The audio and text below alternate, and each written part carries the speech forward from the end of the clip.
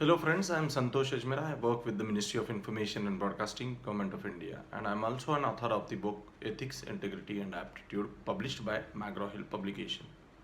Today we are going to learn about ethics and will try to define ethics itself. The term ethics is derived from the Greek word ethos, which means customs, habit, character, or disposition. Before knowing ethics, as we all know, humans are the only animals who are capable of controlling their own behavior. Humans can differentiate between right and wrong actions. Humans place different values on their ideas and their actions. It is this choice of right or wrong actions and the consequences thereupon that leads to the study of ethics. Ethics influence the way people make their decisions, which impact their lives. Ethics has been studied since Plato's concept of philosopher king onwards, though couched with different terms over the period of time. It is a general presumption that if we follow religion or law or conscience or common belief, then we are doing the right thing and we can say that we are following ethics. But this is not the correct fact. In order to clearly understand what ethics is, we need to know what ethics is not. Ethics are not the same as feelings. Ethics do not necessarily follow culturally accepted norms. Ethics do not refer to any religion. Ethics are not science. And ethics do not necessarily follow the law of the land. We'll try to understand all these terms and concepts one by one. Ethics are not the same as feelings. What does this mean? It is presumed that what we feel is right. This is not necessarily correct. Feelings provide important information for our emotional choices. Some people feel good even when they do something wrong. If the thing is hard to do, we generally feel bad to do it. Therefore, ethics are not same as our feelings. Ethics do not necessarily follow culturally accepted norms. If we follow culturally accepted norms, does not mean that we are doing the right thing or we are doing good. The best example of this is the prevalent caste system that is existing in the society, or the earlier practices of sati or child marriage. These practices were often followed in Indian society, which were challenged by our social reformers then. They were ethical then when they objected to these culturally accepted norms and practices rather than following them. Ethics do not refer to any religion. Different religions give different teachings or preachings, and they have been interpreted differently by different religious groups. What is right for one religion may not be right for the other. Most religions do advocate high ethical standards, but at times do not address all the type of problems we face. Ethics are not science. What is scientific need not be always ethical. What is supposed to be supported by facts and data need not always be ethical. Just because something is scientifically and technologically possible, it is not always ethical to do so. Social and natural sciences can provide important data to help us make better ethical choices, but they do not say that if we follow them, then we are right. Ethics do not necessarily follow the law of land. What does this mean? A good legal system does not incorporate many ethical standards, but law can deviate from what is ethical. Law can become ethically corrupt, as manifested in some totalitarian regime.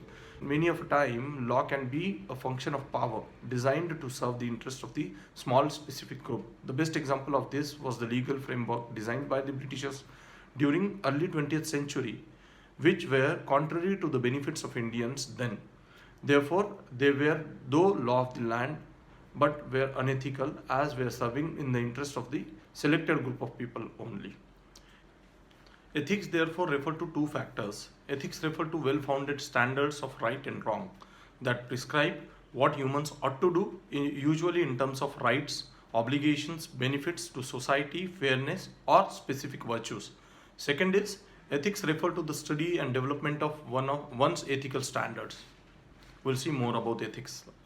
Since ethics is applied in human action, defining what is right and wrong, ethics and ethical theories are divided into two types based on human actions and their consequences.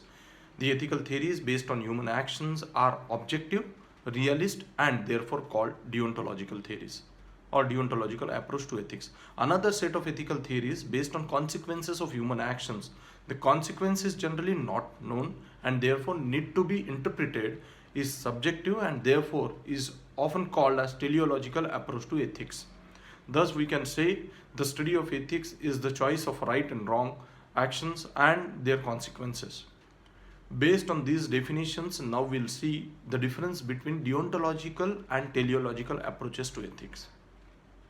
Deontological ethical system is based on human act itself, that is, it is concerned with the means to an end. Teleological ethical system, on the other hand, is based on the outcome of an act, that is, consequence of an action, which means it is concerned with the end itself. Deontological theories say assessment of human actions is based on objective, ultimate, or absolute standards of criteria.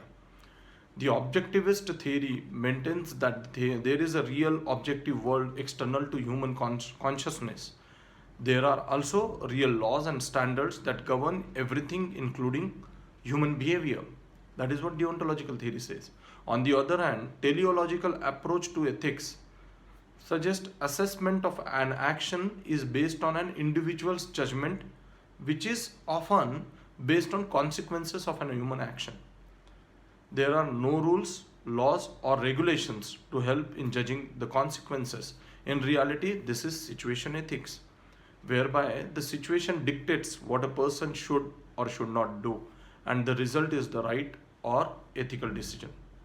Further, as per teleological theories, there is no real physical world external to human consciousness. Instead, our consciousness creates the world in as far as it exists is a product of human consciousness.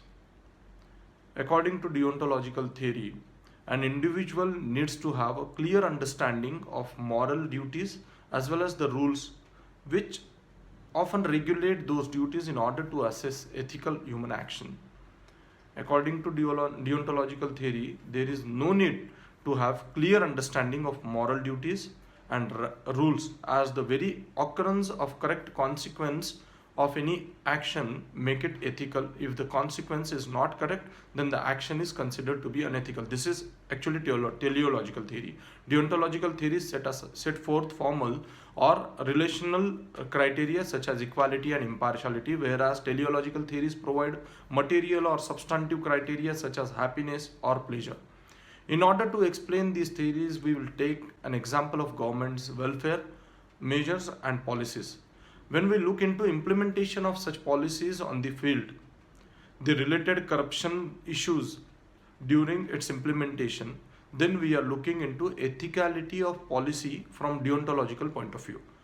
Whereas when we study the overall impact of the policy, whether it really led to well-being of the population, if it served the objectives in the correct fashion, then we are looking into the ethicality of the policy from teleological point of view.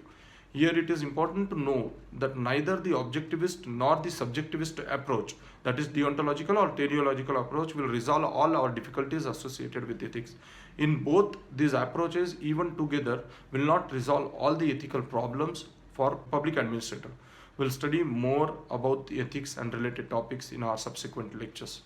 Thank you.